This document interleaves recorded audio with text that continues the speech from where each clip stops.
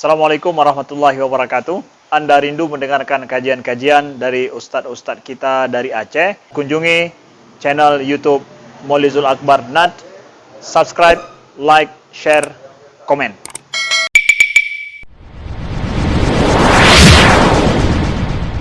Warahmatullahi wabarakatuh. Alhamdulillahirabbil alamin. Hamdan katsiran thayyiban mubarakan fihi. Asyhadu an la ilaha illallah wahdahu la syarika lah. Wa asyhadu anna Muhammadan 'abduhu wa rasuluhul karim. Allahumma shalli wa sallim ala nabiyyina wa sayyidina al-Mustafa Muhammadin wa ala alihi wa ashabihi ajma'in. Amma ba'd. Rabbi shrah li sadri wa yassir li amri wahlul 'uqdatam min lisani yafqahu qawli. Segala puji bagi Allah, kemudian salawat dan salam kepada Rasulullah, pada keluarga dan seluruh sahabat-sahabatnya. Ya Allah, muliakan insya-Allah bapak-bapak dan ibu-ibu jemaah salat maghrib dan isya, dan semoga kehadiran kita menjadi pahala di sisi Allah Subhanahu wa taala. Bapak Ibu yang Allah muliakan, kita masih berada dalam pembahasan tentang adabul libas wazinah, yaitu adab berpakaian dan berhias diri. Di pertemuan kita yang lalu, kita sudah membahas di antara adab berhias diri, yaitu hendaknya atau disunnahkan untuk memanjangkan atau memelihara janggut atau jenggot, sekaligus memendekkan kumis. Itu sunnahnya. Dan kita sudah sebutkan pandangan para ulama menyebutkan bahawa memendekkan kumis itu merapikannya. Jadi bukanlah sebuah perbuatan yang berdosa ketika kumis itu panjang, tapi memendekkannya, merapikannya itu menjadi hal yang dianjurkan dalam agama. Baik, kita lanjutkan adab berikutnya dalam berhias diri, yaitu as-sunnah taghyir asy-syaiba bighairi sawada. Sunnah hukumnya untuk merubah warna uban bighairi sawad, dengan selain warna hitam. Jadi disebutkan di sini bahasa sunnah berarti ada anjuran untuk menyemir rambut yang sudah beruban atau sudah berubah warna memutih. Dan ini berdasarkan hadis Nabi sallallahu alaihi wasallam dalam hadis Sahih Muslim, Bukhari, Muslim, Ahmad, Nasai, Abu Dawud dan Ibnu Majah, menyebutkan bahawa Rasulullah sallallahu alaihi wasallam pernah berkata, innal yahuda wan nasara la yusbighun fakhalifuhum. Sesungguhnya Yahudi dan Nasrani itu tidak mau mengecat rambutnya, tidak mau menyemir rambutnya. Fakhalifuhum, kata Rasulullah, maka selisihilah mereka, berbuatlah hal yang berbeda dengan mereka. Jadi kemarin waktu kita bahas masalah memanjangkan atau memelihara jenggot, kemudian memendekkan kumis, salah satu indikasi yang paling kuat, illahnya, alasan paling kuat adalah menyelisihi Yahudi, Nasrani dan Majusi. Jadi Rasulullah tidak ingin agama ini dianggap ikut-ikutan dengan gaya mereka. Jadi ini salah satu daripada banyak perkara yang diputuskan oleh Rasulullah untuk menyelisihi Yahudi dan Nasrani atau Majusi. Begitu juga kenapa bahasanya tadi disunnahkan menyemir rambut yang sudah beruban atau sudah berwarna putih. Ilahnya berdasarkan hadis sahih ini adalah menyelisihi kebiasaan Yahudi dan Nasrani. Jadi Yahudi dan Nasrani itu tidak suka menyemir rambut. Dan tentunya setiap zaman berbeda. Bisa jadi hari ini mereka sudah suka menyemir rambutnya. Walaupun begitu, tetap kita mengikuti tuntunan awal dari Rasulullah bahawa menyemir rambut selain daripada berwarna hitam disunnahkan atau paling kurang dibolehkan, tapi dilarang dengan warna hitam. Rasulullah sallallahu alaihi wasallam ketika bertemu dengan ayahnya Abu Bakar radhiyallahu anhu dan sudah tua sekali, lalu Rasulullah melihat rambut ayahnya Abu Bakar, iaitu Abu Quhafah, semua sudah putih. Rasulullah berkata kepada Abu Quhafah, "Ghayru hadha bisyai' wa jannibu as-sawada." Jadi kan kalau Abu Bakar dan Rasulullah itu kan teman bermain dari kecil, umur agak seimbang-seimbang. Saya lupa, entah tua Rasulullah 2 tahun, entah tua Abu Bakar 2 tahun begitu. Jadi Abu Quhafah, ayahnya Abu Bakar, bertemu Rasulullah. Maka Rasulullah mengatakan, rubahlah rubahlah rambut yang putih ini. Artinya, maksudnya semirlah atau ubahlah warnanya. Wajannibuhu as-sawada, tapi hindarilah warna hitam, kata Rasulullah. Jadi ini malah disuruh oleh Rasulullah bagi yang sudah beruban untuk mengubah warna rambut, tapi hindari warna hitam. Nah, kenapa disuruh hindari warna hitam? Keterangan dari para ulama, karena ada banyak hadis juga yang menyebutkan dilarang memakai warna hitam. Keterangan para ulama menyebutkan warna hitam itu terlarang karena ada unsur merekayasa umur. Jadi otomatis kalau orang yang sudah beruban banyak putih rambutnya dicat dengan warna hitam, maka itu ada unsur merekayasa umur, disengaja atau tidak disengaja. Namun sebahagian ulama juga mengatakan kalau seandainya tidak bermaksud merekayasa umur, terkena hukum makruh. Jadi tidak sampai pada haram, tapi terkena hukum makruh.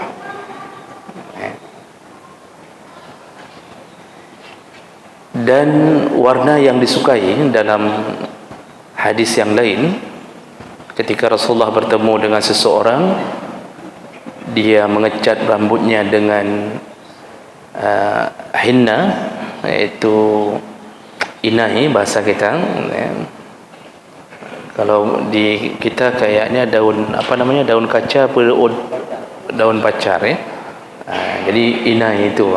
Jadi ketika Rasulullah bertemu, dia mengecat rambutnya dengan warna inai itu, jadi agak kemerah-merahan.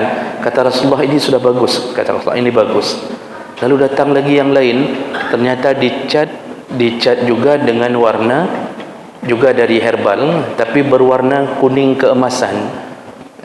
Jadi lebih kepada kuning. Kata Rasulullah, ini pun bagus. Kata Rasulullah.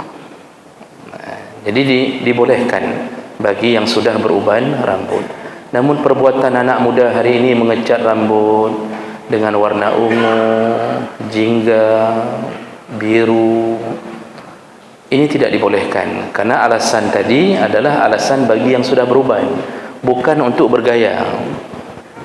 Jadi tidak boleh mengecat rambut bagi anak muda untuk bergaya-gaya. Malah sekarang sudah masuk dalam kategori tasyabbuh yang kita sebutkan, meniru-niru gaya orang kafir. Bukan gaya orang kafir itu. Artis-artis dari barat, Korea, apalagi jadi mimpinya anak muda hari ini itu tentang dunia Korea, Korea Selatan, ngecat rambut sehingga menjadi tren. Ini haram, tidak dibolehkan. Dan dari kelakuannya kita tahu siapa orang tuanya. Kenapa orang tuanya bisa sampai punya anak begitu? Ada kemungkinan dibiarkan dari kecil atau dituntun dari kecil. Jadi dari kecil pun gaya potong rambut itu sudah bergaya. Jadi orang tuanya yang tuntun. Kadang-kadang datang orang tuanya ke tempat pangkas, itu disuruh buat garis, buat garis, kapegak garis bacu, bareman bacu anak ulum. Jadi disuruh buat garis supaya reman sikit anaknya, biar ditakuti di komplek. Ini pendidikan orang tua mempengaruhi. Makanya anak itu cerminan kita, Abang.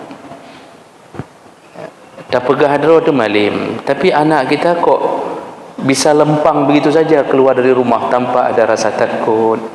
Yang perempuan pakai celana ketat. Ini menunjukkan siapa kita sebenarnya. Nah, ini cerminan dari karakter anak, kita bisa tahu orang tuanya. Nah, Bapak Ibu yang Allah muliakan, mengecat rambut hitam yang dibenarkan dalam beberapa dalil itu ketika berada di medan perang.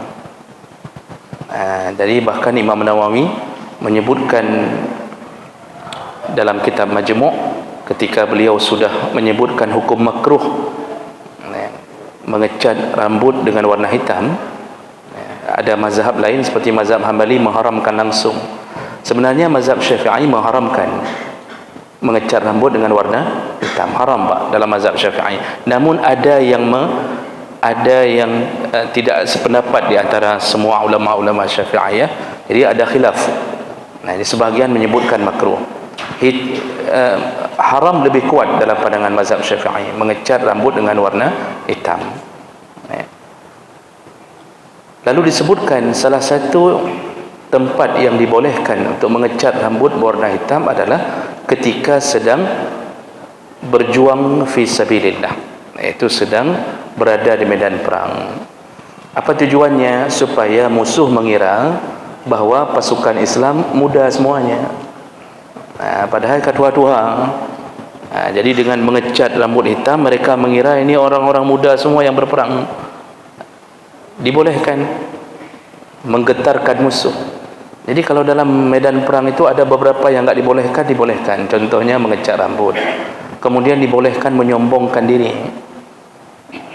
Dibolehkan menyombongkan diri. Dalam hadis disebutkan Abu Dujanah ketika dalam salah satu perang, dia memakai ikat kepala berwarna merah, lalu dia membusungkan dadanya dan dia menantang-nantang dengan suara lantang. Dia menantang.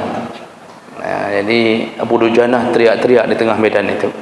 Jadi sombongnya nampak sekali. Dia tantang habis-habisan orang kafir. Rasulullah kemudian mengatakan, sebenarnya perbuatan ini tidak boleh, tapi dibolehkan di medan perang. Jadi kalau di medan perang itu boleh sombong. Kita tidak. Di luar medan perang kita sombong. Dalam medan perang langsung KO. Hana terje kakak mana hana terje tapu.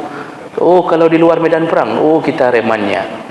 Nah, ini aneh. Sesama orang salat kita premannya. Dengan orang ahli maksiat kita pelakunya. Jadi preman nampak berdua. Disuruh reman itu di medan perang kepada orang kafir, silahkan reman. Jadi boleh. Begitu juga mengecat rambut hitam sebenarnya terlarang, tapi di medan perang dibolehkan. untuk menggetarkan musuh. Tapi itu berlaku dulu. Sekarang masih boleh, namun sekarang metode perang tentu berbeda. Orang kan hari ini enggak lihat lagi siapa orang. Ya, karena perang hari ini kan model dari jauh, bukan lagi tak temetak.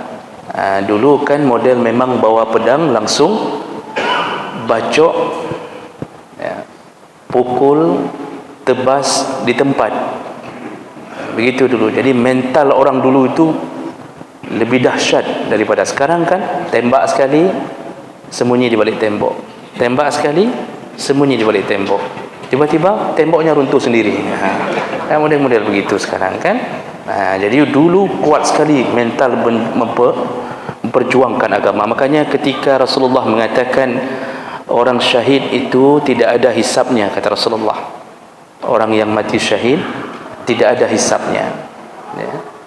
Jadi ini golongan VVIP, langsung tembus ke surga. Lalu ditanya oleh salah seorang sahabat, kenapa bisa begitu ya Rasulullah? Kenapa orang syahid tidak ada hisabnya? Enggak ditanya apapun, langsung surga. Kecuali satu syahid yang tetap dihisab, yaitu yang meninggalkan hutang. Walaupun syahid, kalau meninggalkan hutang, tetap dia berurusan dengan hutangnya. Jadi yang lain lempang langsung ke surga. Ditanya oleh sahabat, kenapa bisa begitu dimudahkan orang-orang syahid ya Rasulullah? Kata Rasulullah, sudah cukup kilatan pedang atau tebasan pedang menjadi ujian bagi mereka di dunia. Bayangkan Pak, maju, ditebas, putus tangan, putus kaki, luka di mana-mana. Itu salah seorang paman Nabi, Ja'far bin Abi Talib, itu kan sampai putus tangan, kedua-dua tangannya, sampai meninggal beliau. Ketika Nabi melihat jenazahnya, tidak ada tangan, terputus dua-duanya. Apa kata Rasulullah? Dia telah diganti dengan sayap oleh Allah Subhanahu wa taala. Jadi terbang. Hadis Nabi, terbang, diganti dengan sayap oleh Allah. Sampai segitunya dulu. Maka dibolehkan untuk menggetarkan musuh dengan cara mengecat rambut berwarna hitam. Baik, itu di antara yang harus kita jaga. Jadi yang sudah putih-putih rambut itu dibolehkan mengecat. Cuma kita di sini kurang familiar, kurang menjadi hal yang terbiasa.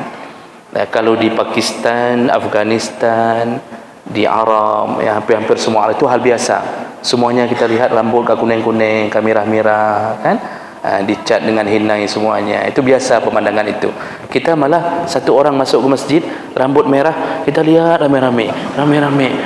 Ajaran sesat bapaknya. Karena enggak biasa, makanya orang banyak enggak mau ngecat karena takut dia enggak ajaran sesat. Padahal memang disuruh sunnah mengecat. Baik. Satu lagi yang terakhir untuk malam ini, yaitu di antara sunnah atau adab berhias berikutnya adalah alla yantifu asyaibah. Maka janganlah seseorang ketika sudah beruban mencabut ubannya. Jadi dilarang mencabut uban. Kalau ini para ulama lebih sepakat mengatakan makruh, tidak haram, tapi makruh mencabut uban. Jadi rambut kita ni ada masa dia beruban. Kalau saya baca dalam artikel kesehatan, karena kekurangan vitamin B12, vitamin D dan vitamin E. Mungkin kita maklumlah, kadang-kadang makanan kita cuma pisang goreng tiap-tiap hari. Jadi bu gurih tapi bunga, buah-buahan enggak ada, semua enggak ada, maka cepat beruban kadang-kadang. Tapi sebenarnya uban itu tumbuh dengan kehendak Allah, ada maksud di balik itu.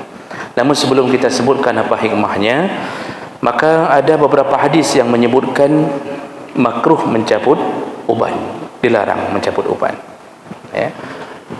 Di antaranya hadis dari Abdullah bin Amr radhiyallahu anhu, hadis riwayat Abu Dawud, Ibnu Majah, Baihaqi, dengan derajat yang sahih.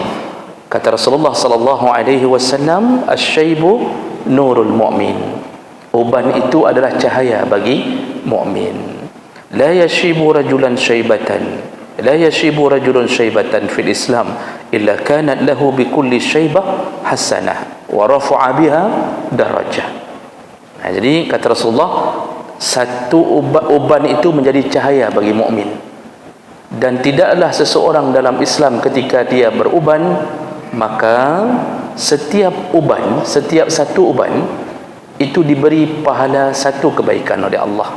Setiap satu uban, Pak, diberi pahala satu kebaikan. Masya Allah. Jadi kalau rambut beruban semua, berapa kebaikan Allah beri.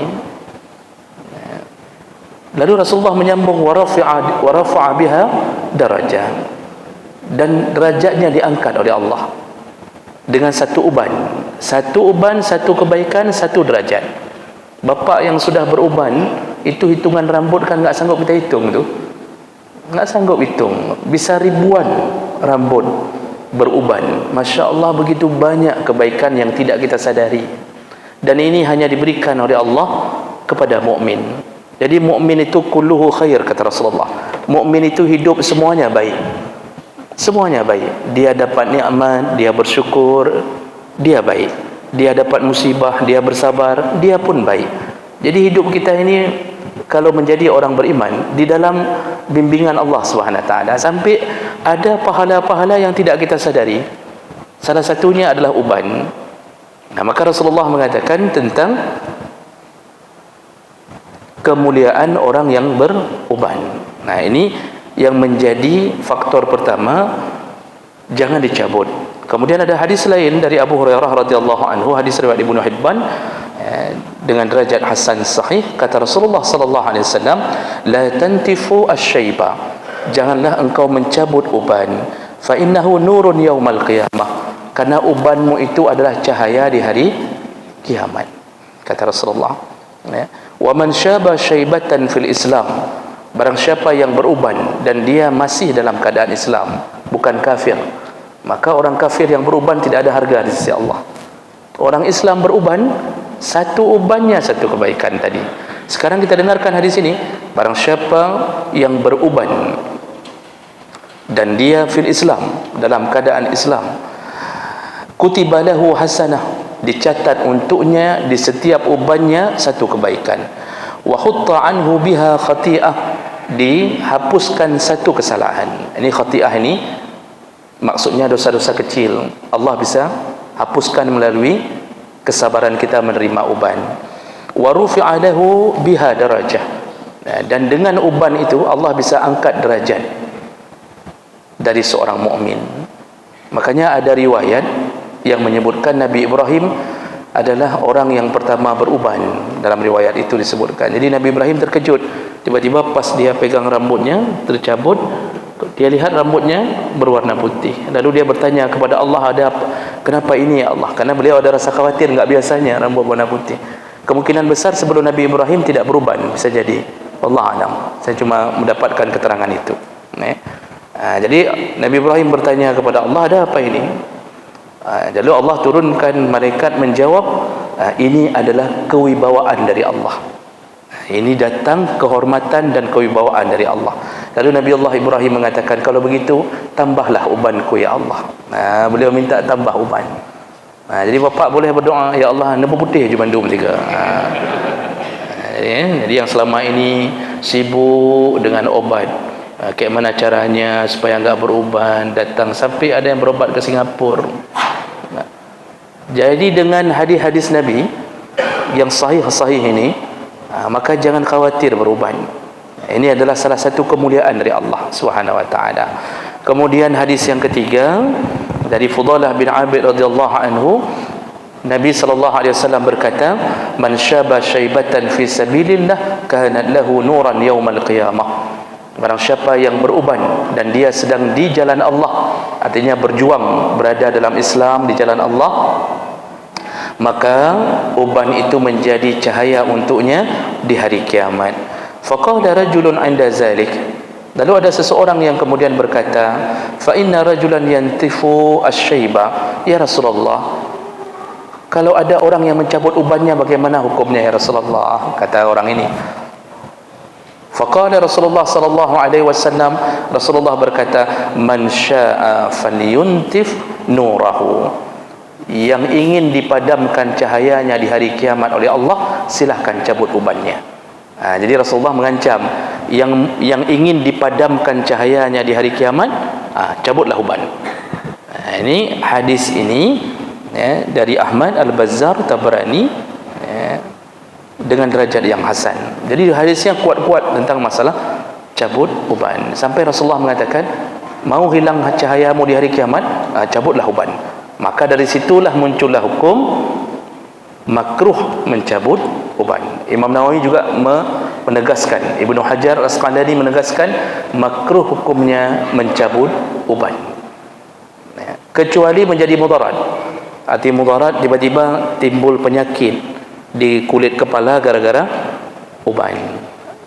Contoh ini, mungkin ada apalah kromosomnya, entah mungkin ada apa kejadian kan, lalu terpaksa dicukur atau dicabut dengan suruhan ahli.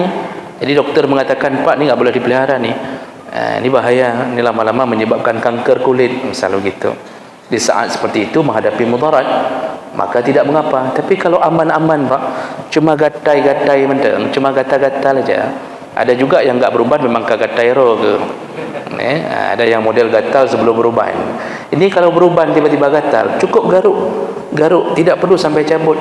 Hari ini kan kita kadang-kadang itu ada orang-orang yang belum mendengarkan kemuliaan orang beruban, itu duduk khusus habis salat duhur, duduk monyet di atas, orang di bawah. Bukan cabut kutu aja, ubah-ubah lagi cabut. Kadang-kadang sama kawan atau ada nenek suka tu cabut-cabut uban, kena duduk kata si nenek. Duduk anaknya dah tua juga ni, dicabut satu-satu sama nenek, dicabut satu-satu. Ini belum mendengarkan kemuliaan orang-orang yang beruban. Baik, jadi kalau begitu, ketika kita berhias, maka janganlah sampai memaksa diri mencabut uban. Dan yang dimaksud di sini, dalam beberapa kitab fikih saya coba cari, bukan hanya uban di rambut kepala, jadi uban di jenggot, itu jangan dicabut. Uban-uban di jenggot dirapikan saja, rapikan boleh, dicabut jangan. Nah, kemudian apa hikmah kenapa Allah melarang mencabut uban? Tadi yang pertama disebutkan bahwa uban itu adalah cahaya. Nah, kenapa disebut cahaya? Kenapa uban itu menjadi cahaya di hari kiamat?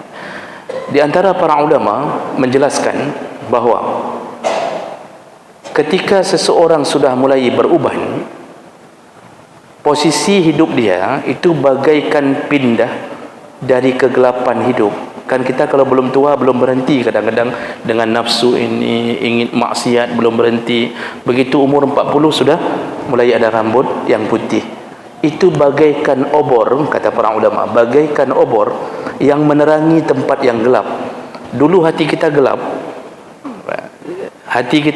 salat bolong-bolong, Jumaat suka-suka kita, tapi begitu beruban langsung kita tarik, kita mengatakan, ya Allah, katuhalung lagu. Begitu merasa diri sudah tua, disitulah cahaya menerangi hati. Mulailah dia menyadari diri bahwa dia sudah tua. Biasanya orang begitu sudah mulai sadar, dia akan kembali kepada Allah Subhanahu wa taala. Maka fungsi utama uban adalah memperingatkan manusia bahwa dia harus segera bertaubat kepada Allah Subhanahu wa taala. Makanya disebut cahaya. Dilarang cabut karena dia memberi cahaya hati. Orang kalau enggak beruban enggak sadar-sadar, Pak. Enggak sadar-sadar. Belum merasa diri tua.